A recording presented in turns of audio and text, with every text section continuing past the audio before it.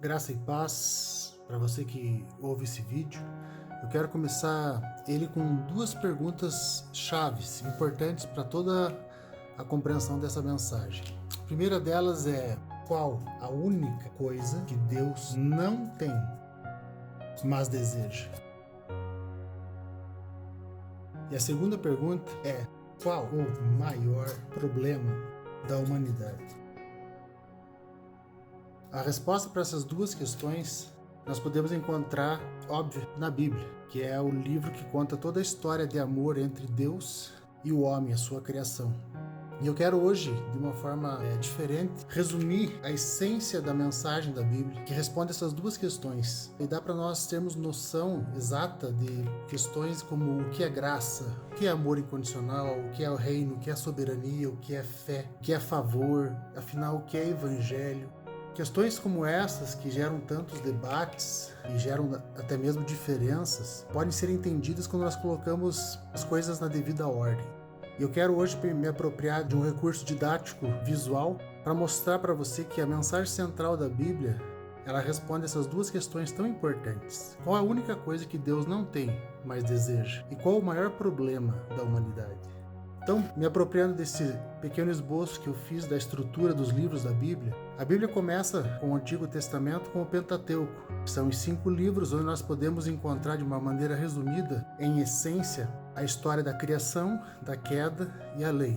Então, na criação, o que nós vemos, em resumo? Na criação, nós vemos uma declaração de Deus para os homens. A declaração de Deus é a seguinte: eu te amo. Deus declarou-se como aquele que ama o homem, o criando de uma forma singular, especial, soprando seu próprio fôlego de vida sobre ele, criando ele à sua imagem e semelhança, dando a ele a função de governo e de domínio junto com Deus. Mas acima de tudo, Deus o criou para ter um relacionamento com Deus. Relacionamento esse que se viu impedido, prejudicado, quando o fato da queda houve, onde a serpente veio e enganou Eva, depois Adão, e a grande questão que surge nessa nossa releitura, nesse nosso resumo da essência da Bíblia, quando se trata da queda, é que a resposta do homem à declaração de Deus de que nos amava foi: será mesmo? Será mesmo, Deus, que o Senhor me ama? Será mesmo, Deus, que o Senhor é bom para comigo? Será mesmo que o Senhor está me dizendo toda a verdade? Será que o Senhor não está escondendo nada? Será que eu posso confiar no Senhor? E essa queda originou aquilo que nós sabemos como a quebra do relacionamento devido ao pecado. O relacionamento, que foi o objetivo de Deus ao criar o homem, foi quebrado devido à queda, devido à presença do pecado, que partiu da dúvida, da incredulidade do homem em dizer: será mesmo, Deus, que o Senhor me ama tanto? Será mesmo que o Senhor é confiável? Será mesmo que o Senhor é bom para comigo? Logo depois nós vemos a sequência da história do Pentateuco, Deus fornecendo a um povo, através de um homem, uma lei que revelava a Deus a um povo que não conhecia Deus. E essa lei tinha o seu maior mandamento, que dizia assim de uma forma imperativa para esse homem: me ame. Não era mais uma opção, agora Deus estava dando uma ordem, dizendo: homem, me ame. E diante dessa ordem, você vê discorrendo do livro de Deuteronômio, no capítulo 6, versículo 5, Deus diz assim: ame o Senhor, o seu Deus, de todo o seu coração, de toda a sua alma e de todas as suas forças. Mas logo depois dele dar essa lei, esse imperativo, ele complementa com algo surpreendente nas Escrituras. É como se Deus abrisse um parênteses da graça no meio da lei. E ele falasse em Deuteronômio capítulo 30, versículo 6, dizendo assim: o Senhor, o seu Deus, dará um coração fiel a vocês e aos seus descendentes, para que o amem de todo o coração e de toda a alma e vivam. Ou seja, Deus, ainda na lei, abre um parênteses de graça e diz assim, e faz uma promessa em graça a esse homem. Que promessa é essa? Você me amará.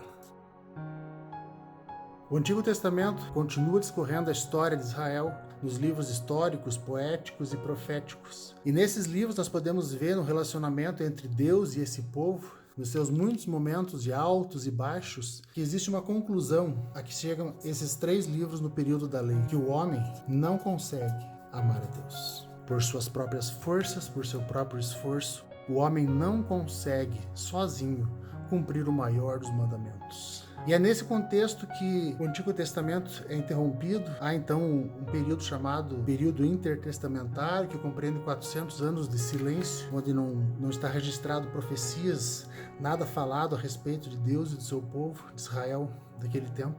Até que surge o Novo Testamento, a Nova Aliança, que começa discorrendo a vida de Jesus Cristo nos Evangelhos. E o que nós vemos nos Evangelhos, na pessoa de Jesus Cristo, é que Cristo é a porta da promessa. É o meio pelo qual, é a pessoa pela qual a promessa feita lá no Pentateuco, podendo se cumprir na humanidade. Jesus é a porta, Jesus é o caminho, Jesus é a verdade, Jesus é a vida. Jesus é a própria expressão da boa notícia à humanidade. A partir disso, o Novo Testamento continua com o livro histórico de Atos dos Apóstolos. E em Atos, nós vemos o cumprimento da promessa. Que cumprimento da promessa é essa? Eles estavam reunidos e sobre eles veio o poder do alto, ou seja, o Espírito de Deus foi enviado àquelas pessoas que foram agora revestidas de poder. Não apenas isso, elas experimentaram o ato da nova criação. Ou seja, Jesus é a porta, é o primogênito dessa nova raça, dessa nova criação. A partir de Atos, quando o Espírito de Deus é enviado ao homem regenerado em Cristo, a nova criação é manifesta e o cumprimento da promessa é feito. A partir desse momento, aquele homem que no Antigo Testamento constatou a sua incapacidade de cumprir a lei, agora estava revestido de poder vindo de Deus, vindo do alto, como uma nova criação para poder cumprir toda a lei.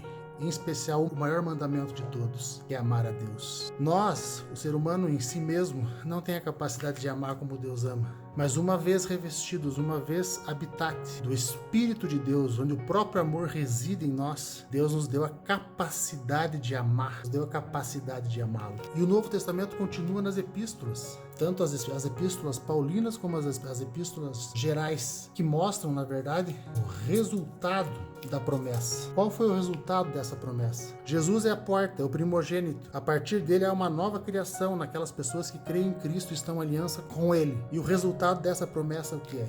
É o mistério de Deus chamado igreja, que é a reunião daqueles que são nascidos de novo em Cristo Jesus, habitados pelo Espírito de Deus. E aqui nós temos o resultado dessa promessa. E não acaba por aí. O Novo Testamento continua no seu último livro de Revelação, em Apocalipse, e ele mostra para nós a finalidade, o fim, o objetivo, a conclusão, o destino, a finalidade da promessa. A finalidade da promessa, que nada mais é que reaver relacionamento íntimo entre a noiva e o noivo, onde o Espírito e a noiva dizem: vem. Esse vem ecoa tanto no céu, como uma noiva que anseia por se encontrar com esse noivo porque agora o ama, como ecoa nesse mundo, num convite da noiva às pessoas para que aceitem esse convite do noivo. Então nós vemos aqui que aquilo que foi perdido lá atrás na queda, nós vemos Jesus recuperando a partir de Cristo no Espírito, criando uma nova criação, que são aqueles que creem nele, que juntos formam um novo corpo, o corpo de Cristo, que é a igreja, que juntos com o Espírito de Deus clamam a Jesus: vem, porque anseiam por um relacionamento próximo e íntimo com ele. E essa igreja hoje pode dizer: vem porque eu te amo, mas eu te amo porque você me amou primeiro. Aqui nós temos uma síntese, um resumo de todas as escrituras na sua essência da sua mensagem. E com base dela nós podemos responder as duas questões iniciais desse vídeo, que diz assim: qual a única coisa que Deus não tem, mas deseja? Eu respondo para você: é o nosso amor voluntário. Ou seja, é eu e você amarmos Deus em espírito e em verdade. E a segunda questão: qual o maior problema da humanidade? Porque não é muito difícil você conversar com as pessoas e quando você pergunta para elas se elas creem em Deus, a maioria diz que conhece e que crê, mesmo sem conhecê-lo profundamente. Então a grande questão não está em conhecê-lo ou acreditar que ele existe. A grande questão está: você acredita que Deus é bom? Você acredita que Deus é favorável a você? Portanto, o maior problema da humanidade é não conhecer a bondade de Deus. Bondade manifesta em favor, em misericórdia, ou seja, em graça. Tanto é que tudo isso, a porta, o cumprimento, o resultado e a finalidade, tem um nome: Evangelho da Graça. E essa é a boa notícia, que eu e você somos convidados a viver e desfrutar, e somos convidados a anunciar, para que todo aquele que nele crê não pereça, mas tenha vida eterna. Provérbios 23, 7 diz que assim como você imagina em sua alma, assim você é. O que eu pergunto para você é, como você se vê em Deus? Você crê de fato de que Deus é bom para com você? Você pode de fato confiar nele? De que você pode de fato se entregar a ele? Que você de fato crê que ele é favorável a você nessa graça imensurável, proporcional ao tamanho dele? Porque se você tiver alguma dúvida ou alguma inconsistência nisso, te convido seriamente a rever os teus fundamentos, o teu entendimento a respeito de quem é o Pai, de quem é o Filho, de quem é o Espírito Santo na tua vida. Porque Deus mesmo se auto-resumiu numa coisa só: Deus é amor. Isso não significa que ele não seja justo, isso não significa que ele não seja longânimo, misericordioso, bondoso, mas ele mesmo se auto-resumiu em amor. Ou seja, a prioridade é o amor, a essência é o amor. Tudo gira em torno desse amor, porque Deus é amor. E eu encerro essa mensagem lendo para vocês o texto de João, no capítulo 15, versículo 9, que Jesus diz assim: como o Pai me amou, assim eu os amei. Permaneçam no meu amor. Então permaneça nesse amor que é desde o princípio, no meio e no fim, e que se manifesta em graça favorável a você, porque Deus é bom e te ama de uma maneira imensurável.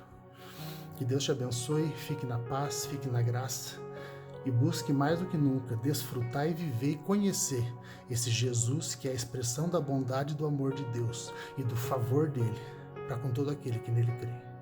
Deus te abençoe.